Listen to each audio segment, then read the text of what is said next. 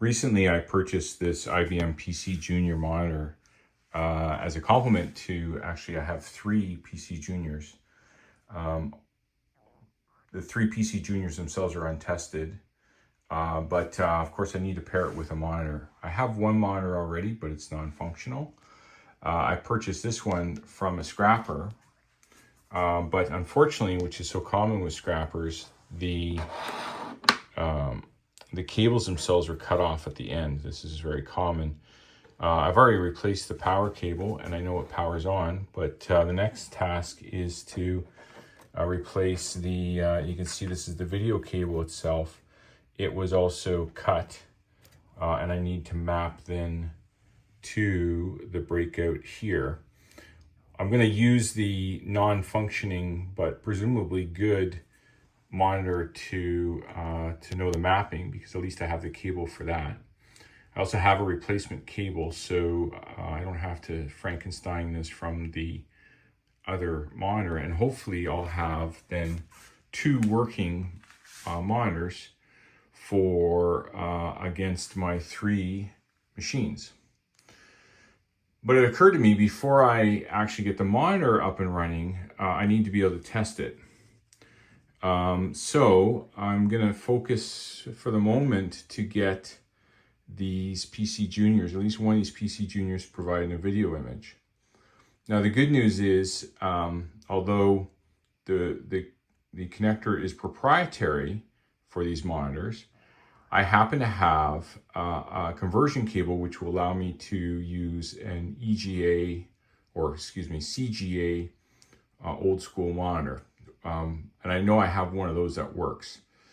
So first step is to try to get this up and running, and then followed up with repairing this monitor. So let's see how we do in several steps. Here's the PCjr itself. Don't worry about the badge. It's actually it had fallen off, but I have it tucked away. To open it, you need to pry open these little tabs here. And I have just a tool for that. I have some guitar picks, which I find to be excellent tools for this, because it's sturdy, but it doesn't mark up the plastic. It also has a little bit of a give. You can see that there are three holes here, and they would normally have a screwdriver. The problem with that is, especially with how brittle the plastic is, you run the risk of the plastic breaking. So I'm going to just see if I can't work these. Yeah, that one's good. Let's see. There we go. There we go. And there we go. Okay. So we can open this up here and see what we have. All right, set that aside. Okay, I'm not familiar with PCjr, but let's see here. This must be the infrared port. The PCjr was kind of innovative at its time, because it had a wireless keyboard connector. It was actually not all that effective, and in later models they actually removed that functionality because it was so flaky. But all three of the ones that I have this capability, and all three keyboards that I have are also that style. So I'll just grab one of them. Here we are. Excuse the mess. It's quite dirty, of course, but you see it has a little IR receiver here. There was also space for a wired connector, but these are seem to be somewhat hard to come by. So we're going to see if I can't get these wireless connectors working. Again, I got to clean these up. These badges on these often fall off and are lost. I'd say I have about half the badges that I need, and so as I put these systems together, hopefully we'll have at least two which are kind of back to let's say factory. All right. In the meantime, I kind of want to have this open when I turn it on. This will allow me to see if there's any smoke or sparks or what issues are going on. The power itself is fed here, and I happen to have, thankfully, 2 power bricks that against my 3 machines. So that's actually pretty good luck. These are often misplaced or lost. But before I even use them, oh, one's missing a foot. I'm actually going to plug these in and make sure that the power that these are delivering is to spec, because the last thing I want to do is plug in a power cord into this system and have it blow up on me and create greater problems. So I'm going to power this up, do voltage check across these pins, and then see if we can get this this old machine to boot. Okay, so I went to the reference manual for the IBM PCjr to see what my voltages should be, and according to this document, the transformer, which is these power supplies that I mentioned, should be delivering 17 volts AC on the outer pins and ground in the center pin. So I should be able to, with my multimeter here on AC volts, should be able to stick to the center of this connector and take a measure on, yeah, so I'm measuring, I don't know if this is clear, I'm measuring about 11.5 volts AC on the outer, on the pin on my right, and then about 1 volt on the left with this power supply. Let's see what the other one gives me.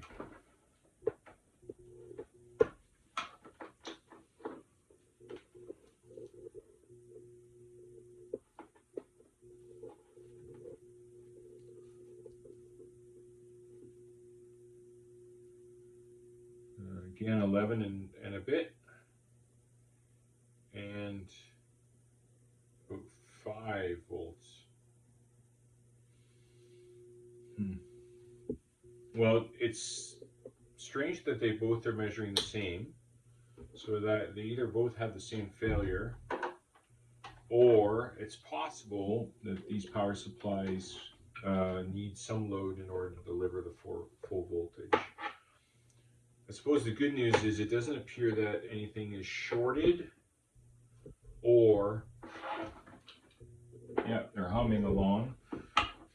Throwback to the 80s when your transformers were humming, and they're not over voltaging. So I'm going to take a chance here and see what happens when we plug this in.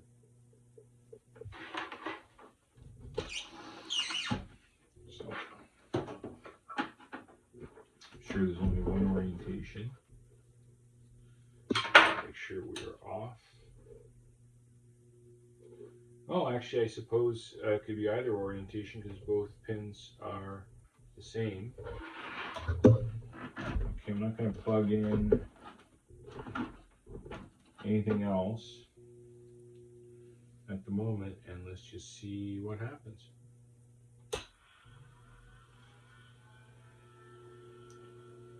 All right, this is encouraging. Fans are going. Okay, drive spun. I mean, this looks like a boot sequence to me. I don't have any cartridges in here or any diskettes, but this is encouraging. This is encouraging. I want to hook up some video and see where we can get to.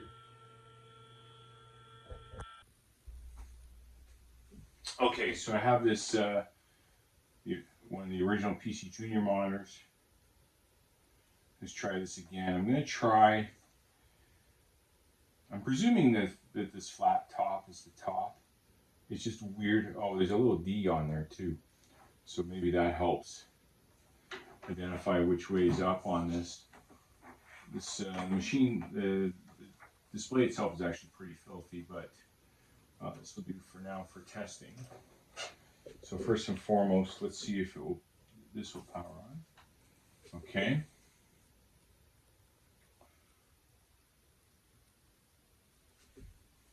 Made a noise. Okay. Oof, that doesn't look good. Let's see. Oh! Look at that in all its beauty.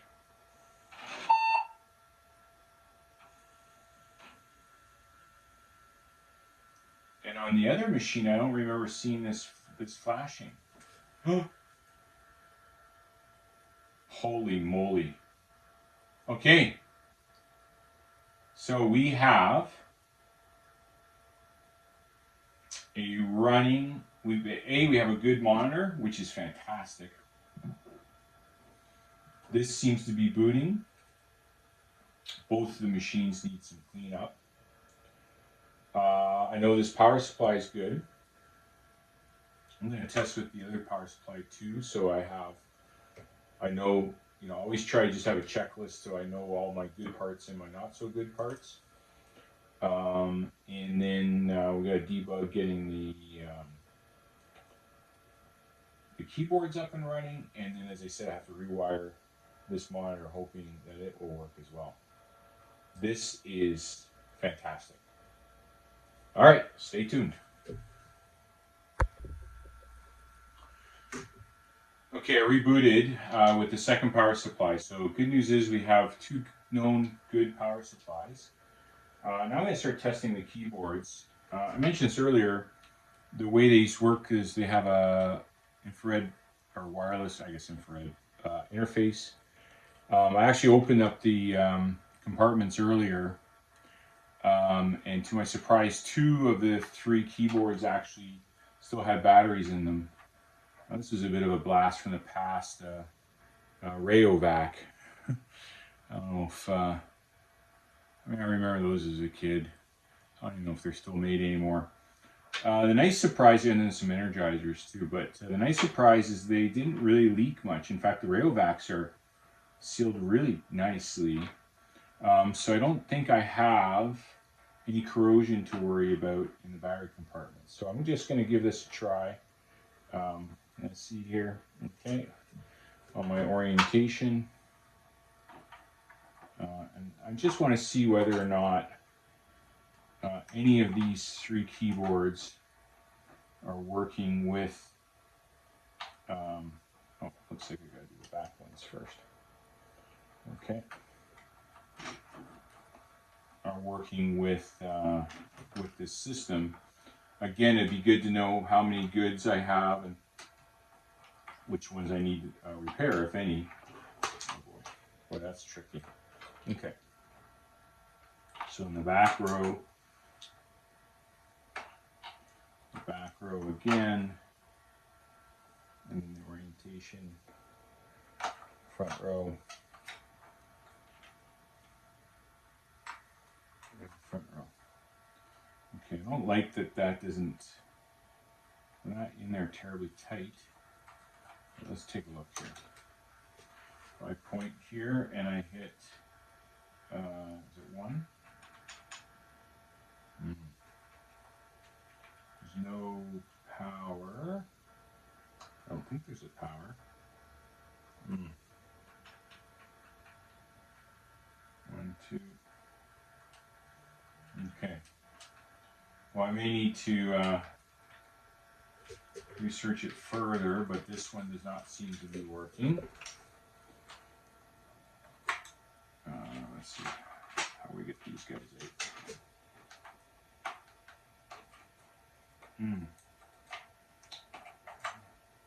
Be good to know whether or not these connections are full too. And do I have the right orientation? Yes, it appears as though I do. Yeah. All right.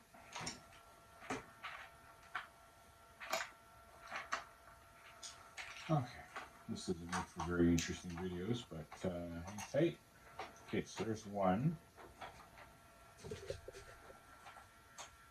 see if I have better luck. And it may be, I don't know, it's possible, I suppose, that these keyboards are paired with the specific unit. I suppose that's a possibility as well, in which case I'll have to research that as well. I suspect not, but yeah, I suppose that's a possibility too. So let's see here. I can. Huh. Okay. Okay. We have one working keyboard. That's fantastic. All right, so this is a known good. I'll label that here in a moment, just so that we know. But in the meantime, let's try our third one. Now, of course, if the third one doesn't work, it could be that it's actually not working, or again, these keyboards are designated paired with the motherboard. I really do. Okay, nothing. Well, again, remains to be seen. At least we know that we have a good machine, a good monitor, and a good keyboard. This is a great way to start as we try to get the other two systems up and running as well. Plus any little maintenance we need to do with this guy specifically with regards to the right heads and the lubricating the arms, etc. on the disk drive. Okay, well that's it for now. Well, that will do it for today. I did research, and the keyboards are not paired specifically with the given units, so it looks like I have two bad keyboards or keyboards needing repair, in addition to the two units themselves. You'll notice actually these have some expansion ports. The way the PCjr worked is that they basically had these expansion cards that slipped on the end of the unit. And part of the reason I tested the other unit versus these is I don't want to confuse things with these additional cards. So the first thing I'll do is take those machines, open them up in the same way, remove all those expansion cards, and just see, does it power up? Does it talk to now my known good display, and what's its status? So we will continue that journey. In the meantime, one of my practices is I always have a sticky note. I'll mark each of the items that I know what its condition is, with a Sharpie, and just so I can track things as we go. And I thought I'd show this. Part of what I acquired when I got everything was a guide to operations for the PCjr. It's actually kind of cool. It has, there you go, the operating instructions for the monitor, etc. And whoever did this actually, there's the diskette information, but they also have troubleshooting, pretty high level troubleshooting, but also some expansion cards, many of which that I have, and so the kind of the user guide for that expansion card. Here we go. Oh, the joystick. Oh, here we go. The memory expansion, which I'm sure I have. The joystick, the PCjr joystick. I have one right here. Actually, I have plenty of these. I think I have more joysticks than I have.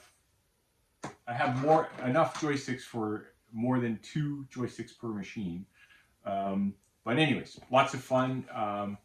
My goal here ultimately is to get all 3 of these working, find a home for one of the pairs of monitor and machine to kind of clear out all my storage space, keep one for my collection, and maybe just have one handy, or offer that other machine up for someone for parts or what have you.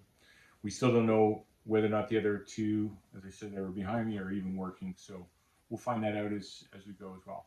Anyways, thanks for taking this journey with me. I hope it's interesting and bringing up some nostalgia for you. and stay tuned.